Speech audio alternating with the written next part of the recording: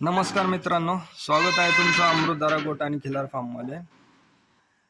मित्रांनो, जसं की तुम्ही थंबनेलमध्ये पाहिलंच असाल, आज आपण बकरांच्या खुर कटिंग या विषयावरती चर्चा करणार आहोत.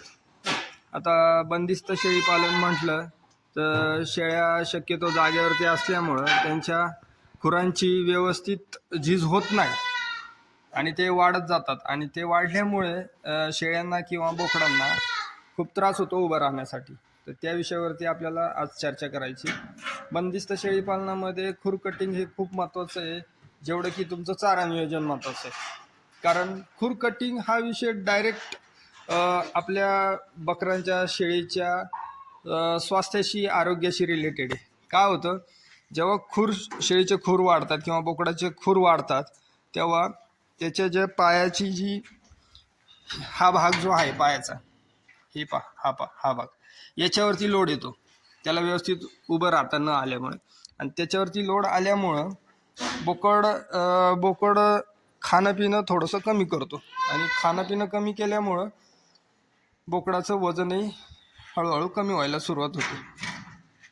तर आता बंदिस्त शेळी पालनामध्ये आणि फिरस्ती शेळी पालनामध्ये हा सगळ्यात मोठा काळजी घेण्याचा विषय. फिरस्तीमध्ये काय होतं, लोक शेळ्या फिरायला घेऊन जातात चारण्यासाठी आणि त्यामध्ये त्यांच्या खुरांची व्यवस्थित झीज झाल्यामुळं ते वाढत नाहीत आणि ते व्यवस्थित जसे पाहिजेत त्या हिशोबाने तसेच राहतात.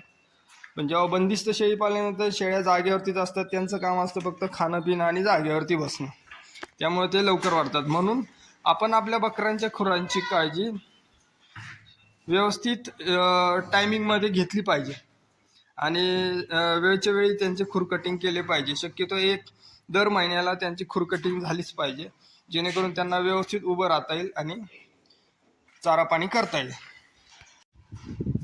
तर हे पहा मित्रांनो, हे वाढलेले नख शेळीचे, हे पहा, हे असे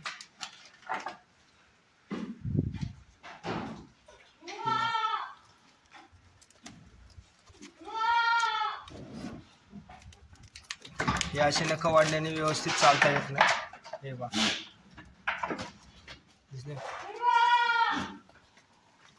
हे पहा, हे नख आपण कटिंग केल्यानंतर कसे व्यवस्थित होतात हे तुम्हाला आता पुढे दिसेल. हे बिफोर कटिंगचे नख आहे, तुम्हाला दाखवतो आता कटिंग करून. आफ्टर कटिंग या पायांची ठेवण कशी बदलते आणि कसे उभे राहतात ते. चला तर बघूया आपण सविस्तर माहिती. हे पहा, अशा प्रकारे शेळी पकडायची. आता यामध्ये तुम्हाला 2 माणसाची गरज लागेल, एक जण शेळी पकडायला आणि एक कटिंग करायला. हे पहा, पहिलं हे असं अवजार मिळतं हार्डवेअरमध्ये, आपल्याला कटर म्हणतात त्याला. हे झाडाच्या फांद्या छाटण्याचं मशीन कटर आहे. हे तुम्हाला 250-300 रुपयापर्यंत सहजपणे त्या हार्डवेअरमध्ये मिळून जाईल. ते व्यवस्थित बघून घ्या. आता याने आपल्याला हे साईडचे जे वाढलेले खूर आहेत हे कट करू पाहिजे आपण. हे असे कट करून घ्यायचे.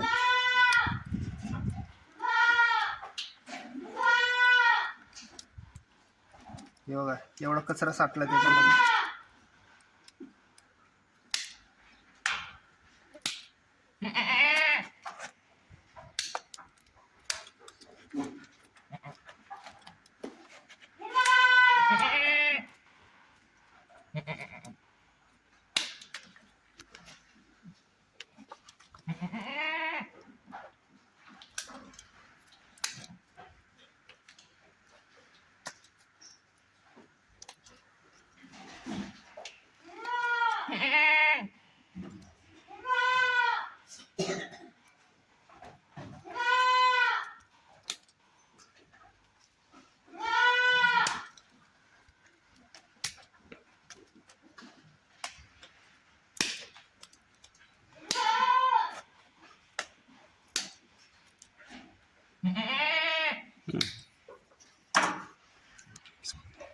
हे कटर आहे, हे पण तुम्हाला हार्डवेअरमध्ये कुठेही मिळून जाईल. कोणत्या नॉर्मल हार्डवेअरमध्ये 20 रुपये 30 रुपयाला मिळते.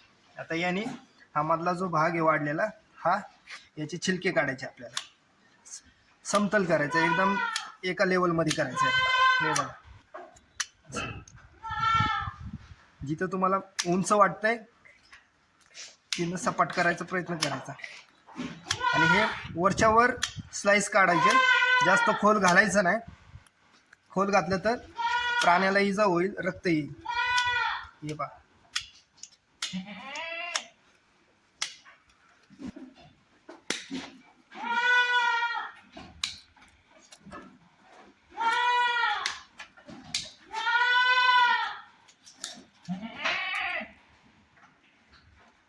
जास्त दिवस कट न केल्यामुळं हे असे वाकडे होतात आणि याच्यामुळे त्यांना उभं राहणं त्रास होतो, चालता येत नाही व्यवस्थित. हे बघा, आता हे दोन्ही असे एकत्र पकडून एका मापात हे एकत्र करून आहे ना, असे एका लेवलला आले पाहिजे, असे कट करायचे.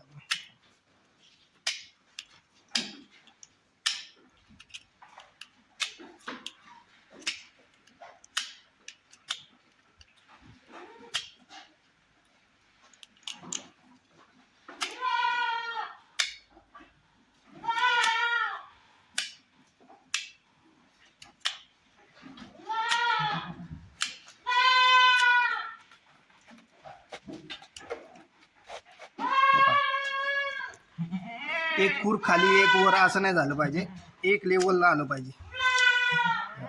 असं दोन्ही बघून सांगू शकतो.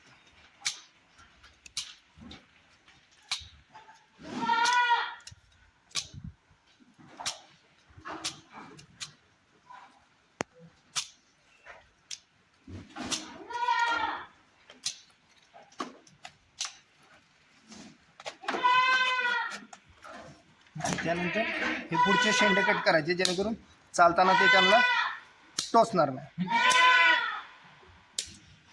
एकदा खाली ठेवून पाहायचं व्यवस्थित बसतोय का पाय.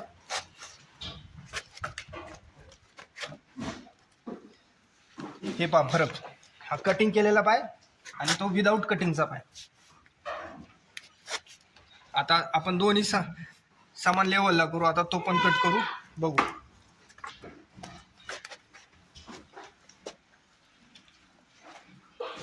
मग अशी सांगितल्याप्रमाणे हे साईडचं कट करून घ्यायचं पहिलं, जे वाढलेलं आहे नखाचा भाग.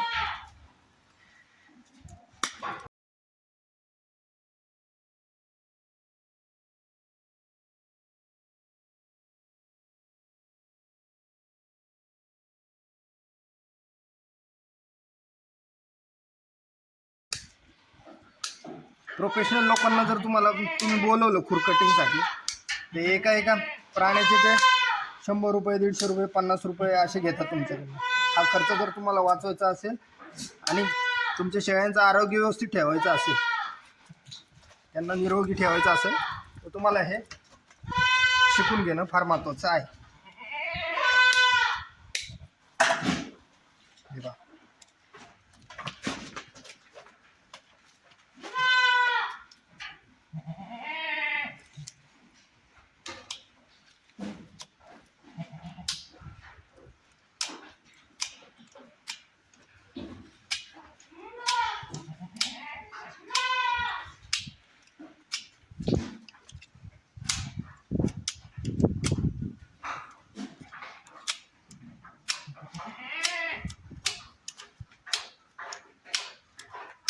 हलक्या हाताने व्यवस्थित माप बघायचं, दोन्ही सेम होतात ते का, वर खाली एक पाहायचं.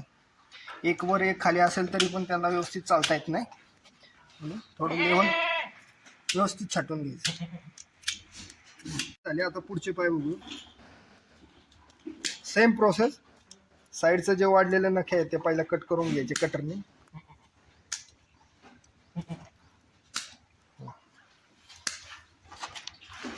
थोडा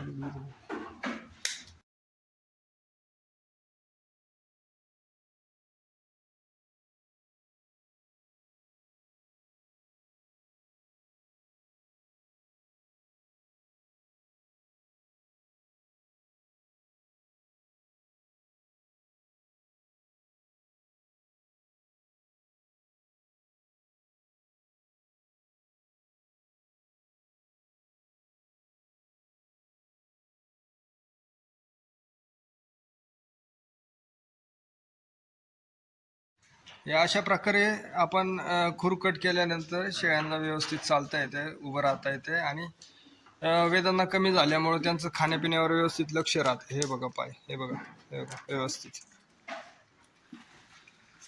त्यामुळे खुरकटिंग हे खूप महत्त्वाचं आहे. आणि खुरकटिंग करताना एक शक्यतो काळजी घ्या, आपल्यासोबत पोटॅशियम परमॅंगनेट तुम्हाला कोणत्याही मेडिकलमध्ये भेटेल ते असू द्या. पोटॅशियम परमॅंगनेट हे चांगल्या प्रकारचं जंतनाशकाचं काम करतं. थोडीशी जखम वगैरे झाली, रक्त यायला लागलं तर त्यामध्ये ते पोटॅशियम परमॅंगनेट निळ्या कलरचं असतं. आता ते मेडिकलमध्ये सहज मिळून जाईल तुम्हाला. ते तिथे लावलं जखमेवरती तर जखम बरी होते लवकर. तर अशा प्रकारे खुरकटिंग करणं किती महत्त्वाचं आहे हे आज आपण आपल्या व्हिडिओमध्ये बघितलं. माहिती आवडल्यास लाईक करा, सबस्क्राईब करा आणि पुन्हा भेटूया नवीन माहितीसोबत नवीन व्हिडिओमध्ये. धन्यवाद. थँक्यू.